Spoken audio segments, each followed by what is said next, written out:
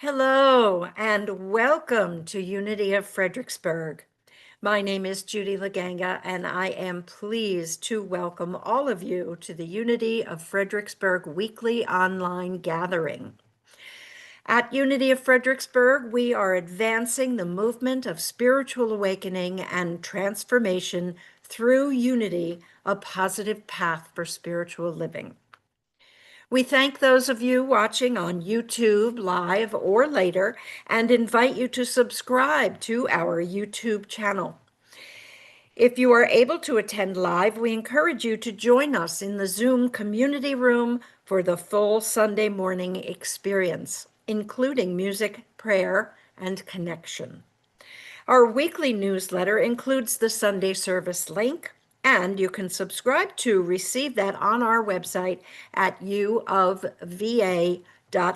That is uofva.org.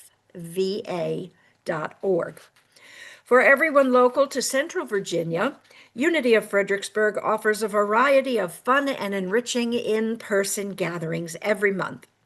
Subscribe to our weekly newsletter at uofva.org for all the details. Our message today comes from Reverend Cheryl Fair, our minister. And now, here's Reverend Cheryl. Thank you, Judy, and welcome, everyone. I've been away for a couple of weeks, so I'm excited to be here with you today, to be here with all the folks in the Zoom room and all of you who are watching on YouTube, whether you're watching now or later. We appreciate you being a part of the energy that is Unity of Fredericksburg. Our broadcast date today is Sunday, June 29th, and we're going to be finishing up our second quarter at Unity of Fredericksburg today. We've been exploring Unity's perspective on the nature of the divine and the nature of humanity, knowing that the primary ways that we intentionally align ourselves with the divine are prayer and meditation. And we're talking today specifically about the difference between prayer and meditation. So my topic today is prayer and meditation. What's the diff? So I want to start off with a story about prayer. Claimed to be a true story. I don't know about that. You listen and decide for yourself. So in a city, you choose whatever city it is, but a city where buildings are pretty close together. There's a church, and attached to it is an empty building. So a businessman buys the attached building with the intention of turning it into a bar. The church leaders are enraged. Oh no, they're not willing to have a bar and all the wicked things that happen in bars right next door to their church. So they begin an aggressive campaign of prayer, praying against the businessman, against the building, against the plans to create a bar.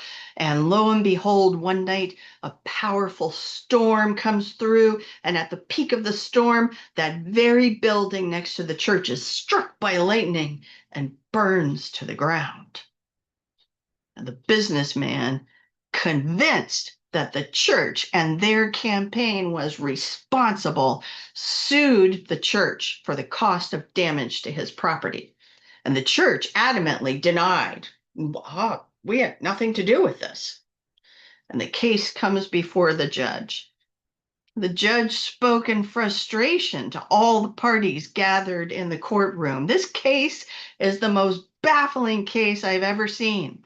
On the one hand, I have a business owner who absolutely believes in the power of prayer. And on the other, I have church leaders who deny that the power of their own prayer. What is a judge to do?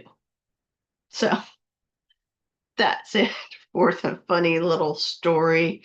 So there are lots of different kinds of prayer, right? And I like to say, anytime I'm teaching prayer, I say all prayer is good prayer, because we have the capacity, particularly when we are Unity Truth students, to honor the intention behind the prayer and not get hung up on the words and the way it's delivered and things like that. However, in Unity, we practice what is called affirmative prayer. So What is affirmative prayer? Here's a quote from Unity founder Charles Fillmore in his book, The Revealing Word. Prayer is more than supplication. It is an affirmation of truth that eternally exists, but which has not yet come into consciousness. It comes into consciousness not by supplication, but by affirmation. So there's one definition. In this book, it's a lovely book, Discovering Your Divinity. This is by it's subtitle, A Modern Guide to Affirmative Prayer. I believe our prayer team at Unity of Fredericksburg has been studying this book. It's by the Reverends Linda Martella Whitsett and Deanne Weir Morency. So in their book, they list out the distinguishing features of affirmative prayer. Obviously, affirming rather than supplicating, rather than begging, beseeching, or those kind of bargaining prayers that we find ourselves doing. If I'm a good girl, then will I get this, that kind of praying. Affirmative prayer is referring to the divine in terms of powers and principles, divine ideas that we can all realize. So we talk about the strength, the power, the wholeness. All of these are aspects of the divine, and we talk about that in the way we do our prayer. Highlighting oneness. So the affirmative prayer is focusing on the divinity that is expressing at the point of us. It's not prayers to some energy or entity outside ourselves. And affirmative prayer is empowering, right? It is affirming our own capacity to demonstrate spiritual laws ourselves in our own lives. And of course, affirmative prayer differs greatly from a lot of the prayers practiced in churches that you may have grown up in. So the church I grew up in was more of the kind of rote recitation of the same prayers every week, every Sunday, just say the same thing over and over again. And I know there are lots of other kinds of prayers. So how did Unity founders and New Thought leaders, and this was all happening, all of the New Thought movement came about at the end of the 1800s and the early 1900s. So how did, in particular, Unity founders come up with this affirmative prayer method? Unity, in particular, is founded on the teachings of and the examples in the ministry of Jesus. So Unity founders wanted to go back to those original teachings, kind of hopping over all of the teachings that the church developed. We kind of go back to those foundational teachings and base Unity's approach on what Jesus actually said and did to the best of our knowledge. So not only did Jesus offer a prayer template that many of us are familiar with, commonly called the Lord's Prayer, but Jesus also provided numerous examples in the accounts of how he prayed before he performed miracles. So if you look at those stories, you can see a very simple three-prong approach that he uses and shows us as an example. And basically his intention was like, look, I'm doing it, you can do it too. So what he does, so if you think of stories, for example, of like the feeding of the 5,000 and numerous other stories, the first thing that's documented is he turns his attention away from the outer appearances of what's going on in the outer world. He turns his attention, so the accounts will say he looked up to heaven, or he looked up or looked away. So he turns his attention away from the outer and turns his attention into the divine absolute realm. And then the next thing he does is give thanks, express gratitude, make a blessing, which is, another way of expressing gratitude and blessing the circumstances. And then when he does speak, he speaks in short, concise statements that are truth referencing. So he says things like, your faith has healed you. Boom, that's it. Not a long yada, yada, yada. He might say, go in peace. Or in the case of the story of the raising of Lazarus, he speaks very strongly and just says, rise. So this is the kind of affirmative prayer. So there's no begging, no beseeching, no talking to outside. He is speaking from the divine. So it's a wonderful example for us. These are the foundation of Unity prayer approach. So Unity founders taught an approach for creating affirmative prayers. So statements that we can work with ourselves to help us in our life circumstances. And they taught two steps. The first step being renunciation. So this was typically in the Unity teachings called denials. I tend to not to use that word. I'll bring it up just so we know what we're talking about, but I don't use it because we know that in modern psychology, there's a particular use of like, we don't want to be denying, things that are happening in our human lives. That's not what we're trying to do. We're not trying to bypass or pretend like, la, la, la, that's not happening to me. I like this old-fashioned word renunciation. That's my favorite right now, although I do change my mind about this. So renunciation, though, statements. So in our prayer, as we're kind of putting together our prayer for our prayer time, creating statements to clear our consciousness of error thoughts and beliefs. So an example, a succinct example, I give no power to thoughts of weakness. All right, so that's an example of a renunciation statement. And then we would also work on an affirmation statement. These are statements to assert and affirm the presence of divine principles in our consciousness and playing out in our lives. So a partner to that renunciation, I give no power to thoughts of weakness, a statement of I am strong and capable. So that's a simple affirmation. Um, so uh, Unity's affirmative prayer, we don't use renunciation every time. It's kind of like once you clear the decks of something, then you can be in the affirmations for a while. So the renunciations kind of come in as an initial tool. And then frequently, Unity's affirmative prayer is filled with affirmations. So you do all that kind of work to create your prayer experience. You'll also note, just want to make a side note, in Unity's affirmative prayer, we don't pray for things or for particular outcomes. Like, I'm not praying for something to happen on Tuesday afternoon and everything to go the way I want it to, because I might not know all of the possibilities. So what we do is we pray for an expanded awareness of divine ideas and principles. So what we're praying for, like if we're working on a healing prayer, we are praying for an expanded awareness of wholeness and life. If we've got a financial thing going on, we're praying for an expanded awareness of abundance and faith. So those are the things we put into our prayers, not specific outcomes that our human brain tells us, ooh, I want that one. That's not what we pray for. We're praying at the level of the divine.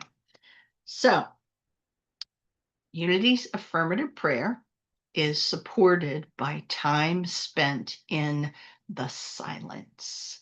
So Charles and Myrtle Fillmore, Unity founders, taught that spending time in the silence is the most essential spiritual practice. So, whereas prayer is an active process involving words and working with our thoughts and feelings and intentions, the silence is a state of consciousness and non-awareness from which realization arises. So, how about a few quotes from our Unity founders? I'm pulling quotes from heart-centered metaphysics, which we've been using as a reference all during this second quarter. So I've got a quote here that is from Charles Fillmore, again from The Revealing Word, talking about the silence as a state of consciousness entered into for the purpose of putting each person in touch with divine mind so that the soul may listen to the still small voice. And of course, the still small voice refers to a scripture from First Kings. So there's one quote for you. And how about one from Myrtle Fillmore to partner that? So here's Myrtle Fillmore talking about why do we need to do the silence? So here she says, a period of quiet and rest each day is your opportunity to establish yourself at the center of your being, the one place where the supply of life and substance is inexhaustible. So there's Myrtle Fillmore on the silence. And let's just follow this up with a quote from the author of this book, Paul Hasselbeck, a really brief quote, basically stating that until we begin to go within consciousness and practice the silence, this oneness, this Christ nature that we talk about is only potential. So the way that we access, activate the one presence and the one power is through our practice of the silence. And that's why it's the most important spiritual practice. The stated purpose from our Unity founders of the silence is discovery through revelation. So again, prayer is an intentional, expressive doing. Silence is a state of being. Another way of looking at this, prayer, we're actively expressing intentions. In other words, we're talking to the universe, and silence is that quiet time of opening and listening, creating space so that we can hear that still small voice. And of course, the process that we use to access the silence, to practice the silence, is most often called meditation. So we most often hear from Unity, prayer and meditation. And I would suggest that that's the order to do it. So spend your time in prayer and then spend some time in the silence. So Unity leaders in the mid 20th century created what they called the 5-step prayer method. It has for some years brought up some confusion because it doesn't actually describe a prayer method at all. What it does is give you a step-by-step guide to doing meditation. So the kind of meditation that Unity suggests. Now, there are many forms of meditation, all kinds. And, there are courses in Unity that talk about all different kinds of meditation, but the essential kind of meditation we're talking about today is what our founders talked about, which is practicing the silence. So this meditation is not seeking to see something or hear something or connect with something. It's not an activity meant to tap into your personal intuition. It is meant to open up to divine mind itself. So all those kinds of intuitive things are what I call the in-between. And there is value there, and there are experts in that area there, and you can have personal growth from working on that. But that's not what we're talking about here. That's not what we're talking about when we talk about practicing the silence. Practicing the silence is meant to open us up to the consciousness of divine mind itself beyond that in-between phase. So here's a quote from Unity Minister Eric Butterworth in The Universe is Calling. There is nowhere to go in meditation It is not trying to get into something or out of something or up to something. And it is not trying to do something. Actually, it is not doing. I prefer to use the term silence instead of meditation, for it puts the emphasis on a state of consciousness instead of a mental exercise. So, Unity's 5-step prayer method is actually a way to do this. So we'll kind of cruise through that quickly. I'm trying not to go too long today, but I do have a tendency to talk for too long on Sunday morning. So, all right, so here are the 5 steps. The first step is relaxation, which addresses kind of the tension in the body. So take a breath, settle in, relax, put yourself in a relaxing surrounding. The second point is a very practical point. It's called concentration. And it's what you do is create an anchor for your attention, because most often what people will say is like, oh, I'm not doing a good job because my mind wanders. It's like, no, no, no, no, sweetie. That's going to happen. That's natural. That's why you create a point of concentration for you to return to.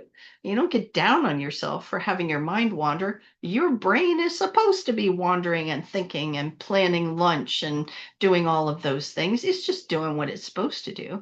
But when you create a point of concentration, you kind of get that anchor to come back to. So it could be just focusing on your breath, using a mantra, like having your gaze fixed on a candle flame, something, whatever works for you. But the purpose is to give you somewhere to return when you realize you're thinking about what you're going to have for lunch, taking a breath and coming back to your point of concentration. So it's a practical tool that's right there. You don't stress about it. And it's in that toggling when you catch yourself thinking about whatever and you bring yourself back to your mantra or to noticing your breath, it's in that kind of toggling back and forth that creates space for the silence to arise. So the number 3 in this 5-step process is meditation. So that is the time spent in the silence, stillness, quiet. Again, based on the example of Jesus, who taught to, go into your room. So in other words, into your consciousness, close the door to the outer world and just be, right? So if this is new to you, I encourage you, and all of the Unity teachers back in the day encourage you, don't try to do it for too long. Start with 2 minutes, then maybe 5 minutes. Then as you practice, you might be able to get longer and feel like, I always feel like it's a gift I'm giving myself, this quiet time where nobody's going to mess with me. My phone is off. It's my time. It's like a gift. So I know I'm starting to run long, but there are a couple of quotes here in Heart-Centered Metaphysics from teachers back in the day. Here's one saying, in the beginning, many students tried to stay too long in the silence. Here's another one, this from Myrtle Fillmore. Students should not try so hard to go into the silence. So don't think that you have to be sitting there for 20 minutes. If you work up to that and that's what works for you, wonderful. But make it your time in the silence. Make it restful. Have it be easy for you. It's not about looking for anything or seeking anything. This is your time away from obligations, away from worries. Author Paul Hasselbeck writes that this time in the silence is kind of like making an investment in your own consciousness to build up that resilience so that when stuff happens, which stuff does, I don't know if you've noticed, you have like a well you can pull on. You have an investment in that energy built up because of the time that you've spent sitting in the silence. And you can use it in that way. And so one more quote here, and this is from Charles and Cora Fillmore in Teach Us to Pray. By quieting the mental, by passing through the discipline of intellectual silence, we arrive at the very threshold of God's workshop, the threshold of being. As we pass into the inner chamber, we find we are entering the Holy of Holies, where noiselessly, silently, A mighty work is always going on. That's a nice quote, isn't it? So we were just on number 3 of this 5-step prayer method, meditation. So we've got relaxation, concentration, meditation, and then the next step is called realization. And that is an effect of having spent time in the silence. We may or may not, but there's the kind of that quiet aftermath. And you might have a new awareness then, kind of a knowing, an understanding of things that you didn't have before. Again, the focus is not on results or evidence or seeing things or hearing things like that. It's just that knowing, that sense of calm that you can take into all the stuff that happens in your life. And the 5th step in this 5-step prayer process is appreciation, gratitude. So you'll find in Unity Prayer, we're always sealing the process in gratitude, claiming our good, even when our human eyes can't see it, claiming that it's there and being actively grateful. So, prayer, active, intentional. There are lots of forms of prayer. Unity does affirmative prayer, and our thoughts are prayers, right? So, essentially, we pray without ceasing. So pay attention to your thoughts, my friends. Make sure the thoughts you're having are worthy of being called prayers. And if they're not, then you can do some work, right? You can do some renunciation, some affirmation, and work on getting your thoughts into a positive, practical framework. I suggest doing your prayer work first and then practicing meditation. So there are lots of forms of meditation. In Unity, we're talking about just simply time spent in the silence. And meditation is deemed the most important spiritual practice. And you can use that 5-step process to help support you with your meditation, relaxation, concentration, meditation, realization, appreciation, right? I do want to note that because that 5-step prayer process really doesn't tell you how to do prayer, that this wonderful book that I talked about before is a new book that really is kind of doing more focus on the prayer part of it. How do we do the prayer part? This is Discovering Your Divinity, a modern guide to affirmative prayer. So take a look at that. So I encourage you to spend that time in the silence. It's most important. Just like Jesus taught, go into your space, your consciousness on your own, close the door, be present with divine mind, with no agenda. Give yourself the grace of time in the stillness. Make it be restful, easy, quiet. Ah. So we're going to practice doing that together right now because we always follow our message with some meditation. So I'm going to get us going with our meditation time with a quote from Myrtle Fillmore, Unity founder Myrtle Fillmore. So before I read you the quote, I want to encourage you, let's do some relaxation, right? Take a breath. Just relax into the seat. Relax into this moment right here, right now. Focus on the breath. That's your point of concentration. If you find your mind wandering, don't worry, just come on back. Just welcome yourself back gently. Make this an easy process. And let's be inspired by these words from Myrtle Fillmore. Be still. Be still. Be still. God in the midst of you is substance. God in the midst of you is love. God in the midst of you is wisdom. Let wisdom fill you with the substance and faith of God. And we'll now move into a few moments together in the silence, in the stillness, right now.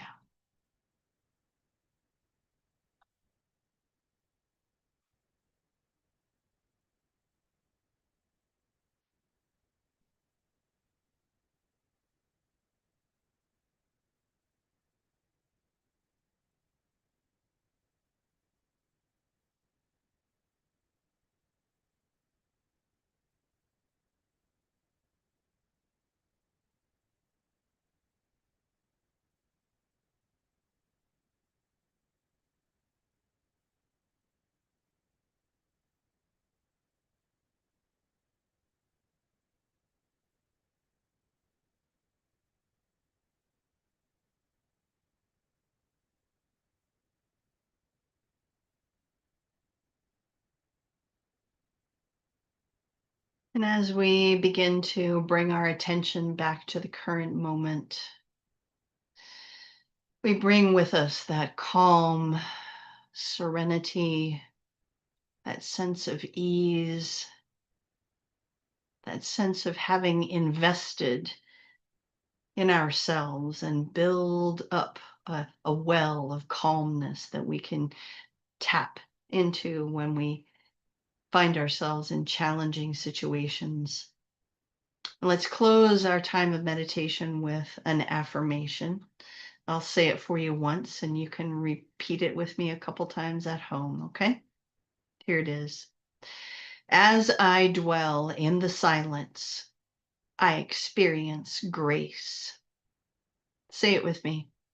As I dwell in the silence, I experience grace. Let's do it one more time, okay? As I dwell in the silence, I experience grace. I know I do, and I am seeing that for all of you. Thank you so much for being here, and I'm going to hand it back to our friend Judy to close out our YouTube broadcast.